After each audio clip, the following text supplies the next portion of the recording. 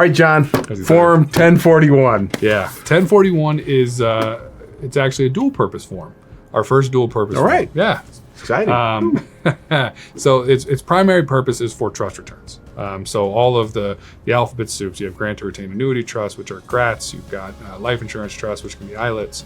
You've got a bunch of different types of trusts. And those trusts, if they're holding the assets and are required to pay tax on the assets, file a 1041.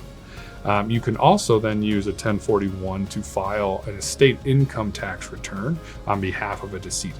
So Form 706 is to report the assets of those who are deceased, but Form 1041 is then used to report the income that those assets may generate. So 1041 often is used as both a trust vehicle or trust return and an estate return, or can be used as either.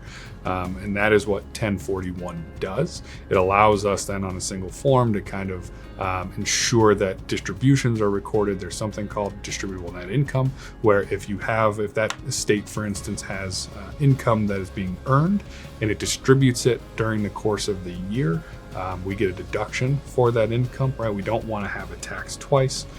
So the 1041 can become very, very complex depending on whether or not we're dealing with a trust. Again, there are many, many kinds of trusts. They're simple and complex, literally and figuratively.